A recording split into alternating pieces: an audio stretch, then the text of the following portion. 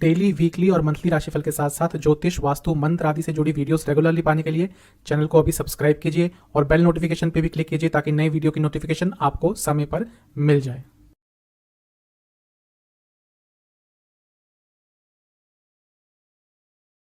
ओम गणेशाय नमः। ओम नमः शिवाय। मैं निखिल ज्योतिष आचार्य आप सभी का मेरे चैनल पे पुनः स्वागत करता हूँ। आशा करता हूँ आप सभी स्वस्थ होंगे। महादेव की कृपा आप सभी पर सदैव बनी रहे। ये वीडियो है तुला राशि यानी कि लिब्रा के पनौती के बारे में। 2023 में जब शनि महाराज एक्वेरियस में प्रवेश करेंगे यानी कि कुंभ में प्रवेश करेंगे तो तुला राशि की, यहाँ पे मैं स्पेसिफिकली बोल रहा हूँ, मैं हर बार कहता हूँ कि बड़े राशिफल लग्न से देखे तो अच्छा है, लेकिन ढैया, साढ़े साती, पनौती ये चंद्र राशि से ही देखनी चाहिए। तो अगर आपकी चंद्र राशि तुला है, लिब्रा है, यानी कि आपकी जन्म कुंडली में चंद्रमा तुला राशि में विद्यमान है तो ही आपके लिए ये वीडियो है। सन साइन से मत देखिएगा, वो भारतीय ज्योतिष में राशिफल और बाकी चीज़ों के लिए नहीं देखा जाता। तो अगर आपकी चंद्र राशि तुला है तो ही इस वीडियो को स्पेसिफिकली आप देखिएगा। पनौती कब लगती है? पनौती तब लगती है जब चंद्रमा से यानी कि नेटल चंद्रमा से यानी कि जो आपकी राशि है वहाँ से शनि महाराज पंचम भाव में गोचर करते हैं, तो उसको पनौती कहते हैं। ढैया क्या होती है? ढैया जब चौथे या आठवें भाव में शनिदेव गोचर करते हैं। कहीं कहीं पर जो चौथे भाव की ढैया है उसको छोटी पनौती कहते हैं। देखिए वो रीजनल एक शब्द है, लेकिन जो एक्चुअल मीनिंग है पनौती का वो वही होता है जब चंद्रमा से शनि महाराज पंचम भाव में गोचर करते हैं। तो तुला के लिए पनौती स्टार्ट होने वाली है जनवरी 2023 से और चलेगी कब तक? 2025 मार्च तक। तो इस वीडियो में हम इन्हीं सब चीज़ों पर बात करेंगे कि तुला के लिए जब पनौती शनि महाराज की स्टार्ट होगी तो क्या क्या प्रभाव आ सकते हैं, किन किन चीज़ों का आपने ध्यान रखना है। इसके साथ ही वीडियो के अंत में कुछ बहुत महत्वपूर्ण उपाय भी बताऊंगा जिसके करने से सकारात्मकता में वृद्धि अवश्य होगी। तो शुरुआत करते हैं इस महत्वपूर्ण राशिफल का तुला के लिए। देखिए पनौती, जैसा मैंने कहा, जब पंचम भाव में गोचर करेंगे शनिदेव, जो 17 जनवरी 2023 से होगा आपके लिए, तो वहां से पनौती लगती है। चंद्रमा से देखते हैं, क्योंकि पंचम भाव प्रारब्ध का स्थान है, आपके पूर्व जन्मों का स्थान है। तो जब भी कोई बड़ा ग्रह यहाँ पे आता है तो एक कार्मिक कनेक्शन बन जाता है, पिछले जन्म से कनेक्शन बन जाता है। तो ये वो समय है, क्योंकि शनि महाराज एक तरह से न्याय अधिकारी हैं, तो जो भी पूर्व जन्म के अच्छे बुरे कर्म है उनका कुछ ना कुछ इस समय आपको भुगतान करना पड़ेगा, अच्छे का भी और बुरे का भी। अब बुरे ही किए होंगे, हम सब ने बुरे कोई कर्म किए होंगे जो हम कलयुग में पैदा हुए हैं, किसी ने कम किसी ने ज़्यादा, तो भुगतने पड़ेंगे। भुगतने के लिए ही एक तरह से हमारा ये जीवन होता है। जब हम यंग होते हैं तब इतनी चीज़ें समझ नहीं आती, लेकिन जैसे जैसे जीवन आगे बढ़ता है तो समझ आता है कि कहीं ना कहीं कुछ पूर्व जन्म के कर्म ही हैं जो हम इस जीवन में भोग रहे हैं। वो अच्छे हों या बुरे हों, दोनों को ही भोगना पड़ता है। तो पिछले जन्म का एक कनेक्शन इस जन्म में दिखेगा आपको जब शनि महाराज आपके पंचम भाव में गोचर करने लग जाएंगे चंद्र राशि से। क्योंकि पंचम स्थान है, सबसे पहला इसका प्रभाव आपके थॉट प्रोसेस पे रहेगा। यहाँ से व्यक्ति की सोच थोड़ी बहुत डिपेंड करती है इस भाव पर। तो जब शनि महाराज आएंगे तो इनिशियली देखिए, ऐसा नहीं कि पूरा 2.5 साल नकारात्मक प्रभाव होंगे, लेकिन इनिशियली जो कुछ महीने होंगे वहाँ पे ज़्यादा प्रभाव इसका दिखेगा। तो जैसा कहा पंचम भाव है, तो नकारात्मकता आपके पूरे व्यक्तित्व में, आपके थॉट प्रोसेस में थोड़ी आने लग जाएगी। आप चीज़ों को थोड़ा नेगेटिव वे में देखना शुरू कर देंगे। ये संतान का भाव है, तो संतान से इमोशनल लेवल पर दूरियां आएंगी। आपकी अपने संतान से बहस हो सकती है, वैचारिक मतभेद हो सकते हैं, कई चीज़ों पर एक राय आपकी नहीं बनेगी, बहस होगी, लड़ाई होंगे, झगड़े होंगे। तो संतान से दुख भी इस समय पे मिल सकता है। अच्छा, पनौती पिताजी के लिए अच्छी नहीं होती। क्यों? कारण यह है कि नवम से नवम स्थान है ये, तो कहीं ना कहीं पिताजी पर थोड़ी भारी पड़ सकती है। आपकी ग्रोथ में प्रॉब्लम आएगी और हर लेवल पर, इमोशनल, फाइनेंशियल, प्रोफेशनल, हर जगह थोड़ी ग्रोथ में प्रॉब्लम आएगी। क्योंकि जैसा मैंने कहा शुरू में ही, यहाँ से व्यक्ति के जो विचार होते हैं, थॉट प्रोसेस होते हैं, उन पे प्रभाव पड़ता है। तो अपने ही कारण, अपने ही विचारों के कारण कहीं ना कहीं ग्रोथ में आपके प्रॉब्लम आएगी। बहुत ज़्यादा संभव है कि इस समय आपके आसपास वाले लोग आपके खिलाफ षड्यंत्र रचेंगे, तो थोड़ा सा सजग रहिएगा, क्योंकि आपके खिलाफ षड्यंत्र रचा जाएगा, इसकी पूरी की पूरी संभावना है। आपके एक ग्रेसफुलनेस में कमी आ जाएगी, जो जिसको हिंदी में शायद सुशीलता कहते हैं। जो तुला राशि के लोग होते हैं बहुत सुशील होते हैं, सभ्य होते हैं, ग्रेसफुल होते हैं। शुक्र की राशि है, बैलेंस। देखिए अगर तुला राशि का आप सिंबल देखें तो एक तराजू है जो बैलेंस होता है, तो बहुत बैलेंस पर्सनैलिटी होती है। इनको पता है कब किसके सामने क्या बोलना है, कैसे अपने आप को प्रेजेंट करना है। ग्रेसफुल होते हैं, बहुत अच्छा शब्द इनके लिए मुझे लगता है ग्रेसफुल।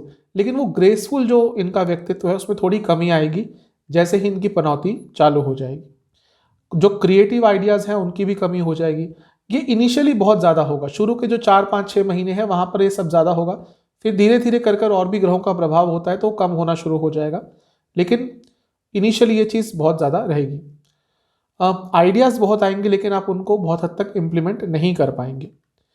विद्या अर्जित करने में प्रॉब्लम आती है। शास्त्रों में ये लिखा गया है कई जगह कि जब पनौती होती है तो जो भी स्टूडेंट्स होते हैं, कोई भी व्यक्ति होता है, वो विद्या अर्जित ढंग से नहीं कर पाता, उसमें डिस्ट्रैक्शंस, उसमें प्रॉब्लम आती है। तो स्टूडेंट्स के लिए भी थोड़ा बहुत प्रॉब्लम हो सकता है।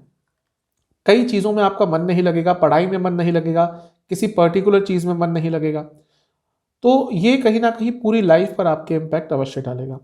हाँ, एक चीज़ के प्रति आपकी रुचि बहुत बढ़ेगी, वो है पॉलिटिक्स। राजनीति के प्रति आपकी थोड़ी रुचि बढ़ना शुरू हो जाएगी। थोड़ा डोमिनेटिंग नेचर भी आपका हो सकता है और इसके चलते भी प्रॉब्लम होगी, क्योंकि जैसा मैंने कहा एक बैलेंस नेचर होता है इनका, डोमिनेटिंग नहीं होता। अथॉरिटेटिव होता है उसमें नो डाउट, लेकिन डोमिनेटिंग नहीं होता। इस समय आप लोगों को डोमिनेट करने की कोशिश करेंगे और उसके कारण भी प्रॉब्लम हो सकती है। वैसे शुक्र की राशि है तो इनको सजना संवरना, फैशन, ये सब बहुत पसंद होता है, लेकिन ये जो इनिशियल 4-5 महीने आप इन सब चीज़ों से दूर रहेंगे। पूजा पाठ में ज़्यादा मन नहीं लगेगा। ध्यान किसी भी चीज़ पर लंबे समय तक केंद्रित नहीं कर पाएंगे, उसमें आपको बहुत प्रॉब्लम होगी। पनौती का जो सबसे ज़्यादा नेगेटिव इम्पैक्ट पड़ेगा वो आपकी लव लाइफ पर पड़ेगा। अगर आप रिलेशनशिप में हैं, बहुत दूरी आएंगी, बहुत झगड़े होंगे, बहुत प्रॉब्लम्स होगी, इवन ब्रेकअप तक बात पहुंच सकती है, क्योंकि पंचम भाव में, और हम चंद्रमा से देख रहे हैं। किसी के साथ आप रिलेशनशिप में जाते हैं तो ठीक है, एक फिजिकल एस्पेक्ट भी होता ही है, लेकिन इमोशनल एस्पेक्ट भी बहुत इंपॉर्टेंट चीज़ होती है। फिजिकल एस्पेक्ट किसी भी चीज़ को बहुत लंबे समय तक नहीं चला सकता। जब तक भावनात्मक अटैचमेंट नहीं है, कोई भी रिलेशनशिप हो, कोई भी चीज़ हो, लंबी नहीं खिंचती। और क्योंकि यहाँ पर हम चंद्रमा से बात कर रहे हैं तो भावनाएं आ जाती हैं, और भावनाओं पे ही प्रहार करेंगे पनौती में, तो दूरियां आएंगी रिलेशनशिप में और काफ़ी प्रॉब्लम आ सकती है। अगर जिसके दशा अंतर्दशा शनि की है, केतु की है, ऐसे चंद्रमा की है जो पीड़ित है, राहु की है, तो प्रॉब्लम्स काफ़ी रिलेशनशिप में आ सकती है। लॉन्ग टर्म प्लानिंग नहीं कर पाएंगे इस समय। आप छोटी छोटी चीज़ों में ही, छोटी छोटी प्रॉब्लम्स में ही इतने लिप्त हो जाएंगे, लॉन्ग टर्म प्लानिंग कहीं ना कहीं लाइफ से आप खो देंगे। यहाँ पे एक प्रॉब्लम आपको आएगी कि जो लोग अथॉरिटी में है, जो आपसे ऊपर है, या फिर गवर्नमेंट की तरफ से आपको कुछ प्रॉब्लम्स आ सकती हैं, और ये चीज़ आपको कई बार दिक्कत देगी। पति पत्नी के बीच में इमोशंस की कमी होगी। अब मेटेरियलिस्टिक लेवल पर ही बातें ज़्यादा होंगी, मतलब की बातें ज़्यादा होंगी। जो इमोशनल लेवल है उसमें जो कनेक्शन है वो बहुत ख़त्म हो जाएगा, कम सा हो जाएगा, ऑलमोस्ट निल हो जाएगा। जैसे मैंने कहा, केवल मतलब की बातें आप दोनों के बीच में हुआ करेंगी। बहुत सीरियस रहने लगेंगे, आपके पूरे व्यक्तित्व में एक सीरियसनेस आ जाएगी। कोई अच्छा एटमॉस्फेयर होगा, हंसी मजाक का भी एटमॉस्फेयर बनेगा, वहाँ पे भी आप ज़्यादा उस चीज़ को एंजॉय नहीं करना चाहेंगे, ना ही कर पाएंगे। मैं दोबारा कहूँगा, ये पूरे 2.5 साल नहीं चलेगा। इनिशियली ये सारे प्रभाव ज़्यादा देखने को मिलेंगे। कुछ भी नया कार्य आप आरंभ करने का प्रयास करेंगे, उसमें विघ्न अवश्य आने वाले हैं, वो भी आपको दिक्कत देगा। इसके साथ ही जैसा मैंने कहा, अथॉरिटी, अगर आपका कोई गवर्नमेंट से इंपॉर्टेंट कार्य है, आपको लाइसेंस बनाना है, आपको कोई किसी चीज़ की परमिशन चाहिए, इन सब चीज़ों में भी आपको बहुत प्रॉब्लम्स आने वाली है। आपकी शालीनता में कमी आ जाएगी। आप अनकॉन्शियसली कुछ ऐसे चीज़ें कर देंगे, कह देंगे, जो आपको ही प्रॉब्लम में डाल देगी। संकल्प शक्ति कम रहेगी, दृढ़ता कम रहेगी, ये भी प्रॉब्लम में डालेगी। और स्किल लेवल की भी आपके अंदर कमी रहेगी। आप कमी मतलब कि आपके पास जो स्किल्स ऑलरेडी हैं, सपोज आपका कोई कार्य है वो स्किल बेस्ड है, वो अपने आप स्किल को अपडेट नहीं कर पाएंगे, और जो स्किल ऑलरेडी हैं उनको भी ढंग से इम्प्लीमेंट नहीं कर पाएंगे। पेट की प्रॉब्लम्स आपको आने वाले कुछ महीनों में बहुत तंग करेगी, बल्कि पेट की प्रॉब्लम तो ऑलमोस्ट 2.5 साल आपको झेलने को मिलेगी ही। अब ये जो पंचम स्थान है ये मंत्र का स्थान है, लेकिन जब पनौती स्टार्ट होती है तो व्यक्ति का सात्विक चीज़ों से दूर हटकर मन तामसिक चीज़ों पर ज़्यादा जाता है। तो मंत्र का अगर हम एक तामसिक एस्पेक्ट देखें तो वो तंत्र की तरफ लेके जाता है, और तंत्र में भी आपका रुझान इन सब चीज़ों की तरफ ज़्यादा जाएगा, जैसे कि मारण, मोहन, उच्चाटन, इन सब चीज़ों के प्रति ज़्यादा जाएगा। मैं हमेशा कहता हूँ कि तंत्र दो धारी तलवार है, कभी भी इन चीज़ों की तरफ मत जाया कीजिए। शांति कर्म होते हैं तंत्र में, वो मानवता के कल्याण के लिए बने हैं। मारण, मोहन, उच्चाटन, स्तंभन, इन सब चीज़ों के प्रति ज़्यादा नहीं जाना चाहिए। आपके पूरे व्यक्तित्व में एक रूडनेस आ जाएगी, एक क्रूअलनेस आ जाएगी, जो आपसे एक्सपेक्ट लोग नहीं करते। मैं जैसा कह चुका हूँ, बहुत बैलेंस व्यक्तित्व होता है तुला का, बहुत ग्रेसफुल होता है, लेकिन ये जो समय है जब पनौती चलेगी, इन दोनों ही चीज़ों में थोड़ी कमी दिखेगी। विवेक की कमी रहेगी, पेशेंस की कमी रहेगी, गलत निर्णय बहुत लेंगे आप। जैसे मैंने शुरू में ही कहा था, थॉट प्रोसेस यहाँ से देखा जाता है, तो गलत निर्णय आप ले सकते हैं। कुछ ऐसा कार्य स्टार्ट कर देंगे डिटेल्स में जाए बिना, जो आगे चलकर आपको प्रॉब्लम देगा। धन कमाने के लिए नए नए आइडियाज आएंगे। ये लक्ष्मी स्थान है वैसे तो, इसलिए धन कमाने के आइडियाज आएंगे, लेकिन पनौती चल रही है तो उसमें से कई गलत आइडियाज भी होंगे जो आपका नुकसान भी करा जाएंगे और कहीं ना कहीं आपको फंसवा भी सकते हैं। बहुत ध्यान देना है आपको। थोड़ा आलोचनात्मक हो जाएंगे आप, लोगों की निंदा ज़्यादा करेंगे, कमियां ज़्यादा निकालेंगे। और जब हम निंदात्मक होते हैं हमें पता नहीं चलता, हम कर देते हैं निंदा, फिर कोई हमें बताता है फिर भी हम एक्सेप्ट नहीं करते हैं। फिर बाद में कभी समय आगे बढ़ता है तो रेट्रोस्पेक्ट में देखते हैं कि हाँ शायद हम थोड़ा ज़्यादा कह गए।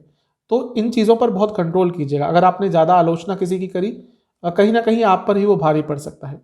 छोटी छोटी चीज़ों में कमियां निकालना शुरू कर देंगे, नुक्स निकालना शुरू कर देंगे। चीज़ों के नेगेटिव प्रोस्पेक्टिव आप ढूंढ कर निकालेंगे। वो क्योंकि ये पनौती का प्रभाव है, आपका नेचर ऐसा नहीं है, लेकिन वो पनौती का प्रभाव ऐसा रहेगा। घर वालों से दूरी आएंगी, गलत पैसों को लेकर कुछ गलत कार्य कर सकते हैं, निर्णय ले सकते हैं। बहुत ध्यानपूर्वक एक बात सुनिएगा, अगर जो भी लोग फाइनेंस से जुड़ा कुछ कार्य करते हैं, आप कुछ ऐसा कार्य करते हैं जहाँ पे आपके हाथ में फाइनेंशियल निर्णय होते हैं, बहुत ध्यानपूर्वक आपको हर चीज़ को आगे लेके जाना है। कहीं साइन नहीं करना जहाँ पे आपको कंफर्म नहीं है, क्योंकि कोई गलत फाइनेंशियल निर्णय आप ले सकते हैं जो आपको प्रॉब्लम में डालेगा। शनिदेव की तीसरी दृष्टि रहेगी सप्तम भाव पर। ये साफ बता रहा है कि मैरिड लाइफ में बहुत प्रॉब्लम्स आएंगी। देखिए, हम स्पेसिफिकली राशि की बात कर रहे हैं यहाँ पे, चंद्र राशि की। मैं हर बार कहता हूँ लग्न आपका भौतिक जीवन है, लग्न वो सब है जो आप करते हैं, जो आपके साथ होगा। चंद्रमा मन है, तो जब हम चंद्रमा से देखते हैं कुछ भी चीज़, हम पनौती की बात कर रहे हैं, तो मन पर अफेक्ट पड़ता है, मानसिकता पर अफेक्ट पड़ता है। तो मैरिड लाइफ में प्रॉब्लम आएगी, वैचारिक लेवल पर आएगी, पहले इमोशनल लेवल पर आएगी, उसके बाद फिर हर चीज़ पर उसका एक इम्पैक्ट पड़ेगा। दूरी आएंगी, एक दूसरे को नापसंद करने लग जाएंगे, और ये एक गलत स्थिति होती है। ठीक है, लड़ाई झगड़े होते हैं, जब एक दूसरे को नापसंद करने लग जाते हैं लोग, तो वहाँ से कहीं ना कहीं चीज़ों को रिडीम करना बहुत मुश्किल हो जाता है। नीच की राशि है वहाँ पर जहाँ पे शनिदेव देख रहे हैं, ये भी एक प्रॉब्लमेटिक चीज़ है, क्योंकि अपनी नीच की राशि को देख रहे हैं और वो 7वां घर पड़ रहा है चंद्र राशि से, यानी कि बहुत ज़्यादा प्रॉब्लम मैरिड लाइफ में आ सकती है। इसके साथ ही सप्तम भाव है, तो ये आपको अनसोशल भी बनाएंगे, यानी कि आपका लोगों से मन नहीं करेगा मिलने का, अपने में ज़्यादा रहेंगे, बाहर जाने का मन कम करेगा, दोस्तों से मिलने का मन कम करेगा, और ये चीज़ आपको कहीं ना कहीं आगे चलकर अफेक्ट लॉन्ग टर्म भी करेगी। मूत्र जनित रोग, यानी कि कुछ भी यूरिनरी डिसऑर्डर्स हो सकते हैं, हार्मोनल डिसऑर्डर आपको काफ़ी तंग करेंगे आने वाले समय में। अच्छा, ये शास्त्रों में इसको कहा गया है कि गवर्नमेंट से दंड पाना, जब यहाँ पे इस तरह से पनौती होती है, जब सप्तम पे शनि की दृष्टि होती है, तो कभी कभी गवर्नमेंट से दंड, यानी कि राज अधिकारी से दंड, शास्त्रों में तो राज अधिकारी लिखा गया है, जब हम आज के टर्म में बात करेंगे तो गवर्नमेंट से, यानी कि अगर आपका कोई कोर्ट केस वगैरह चल रहा है, कुछ ऐसी चीज़ चल रही हैं जिसमें आपको लगता है कि हाँ आपकी ही गलती है, तो कहीं ना कहीं उसमें आपको इस समय में सज़ा मिल सकती है, या कुछ ना कुछ नकारात्मक हो सकता है। ये उनके लिए है जिन्होंने गलती करी है और जो थोड़ा ऑलरेडी फंस चुके हैं इन सब लीगल कार्रवाइयों में। गलत जगह पर इन्वेस्ट करना भी आपके लिए इस समय में कुछ प्रॉब्लम देके जा सकता है। कुछ भी अचानक से इन्वेस्ट ना करें, स्पेशली बिजनेस का जब बात हो तो वहाँ पे अचानक से पैसा किसी चीज़ में ना लगाएं। मानसिक तनाव बहुत रहेगा और वो भी दूसरों के कारण ज़्यादा रहेगा। जो 7वीं दृष्टि है शनि महाराज की वो 11वें स्थान पे रहेगी। इच्छाओं का स्थान है, इच्छाएं बढ़ जाएंगी, व्यर्थ की इच्छाएं बढ़ जाएंगी, लालच भी आपके मन में बहुत रहेगा और अनएथिकल अनसोशल वे से पैसा कमाने की चेष्टा करेंगे और ये भी नकारात्मक चीज होती है। आपका अपनों से दूरियां आना ज़्यादा शुरू हो जाएंगी, अपनों से जो आपके नियर एंड डियर वंस है उनसे दूर रहना शुरू कर देंगे क्योंकि मेटेरियलिस्टिक एक अप्रोच हो जाएगी। आप सोचेंगे कि जो थोड़ा फायदा दे सकता है उसी के साथ वक्त ज़्यादा व्यतीत करेंगे और ये व्यक्ति को मेटेरियलिस्टिक बहुत बना देता है और अपनों से दूरियां उनकी आने शुरू हो जाती हैं। एक बहुत अच्छा चीज़ इसके बारे में शास्त्रों में कहा है कि पर नारी और पर धन दोनों पर नज़र बिगड़ती है। अब पर नारी बोल रहा हूं तो इसका मतलब ये नहीं कि ये पुरुषों के लिए ही है, महिलाओं के लिए नहीं। जो महिलाएं हैं उनका दूसरे पुरुष पर और पुरुष है उनका दूसरी महिलाओं पर नज़र थोड़ी बुरी हो सकती है, बिगड़ सकती है, यानी कि डिस्ट्रैक्शन हो सकती है। और पर धन दूसरे के धन पर भी नज़र जो है थोड़ी टेढ़ी हो सकती है। ध्यान रखिएगा क्योंकि आपको प्रॉब्लम में डाल सकते हैं। अपने चाचा बुआ मासी इन सब से भी आपको कोई दुख भोगने पड़ सकते हैं, स्पेशली चाचा या बुआ से।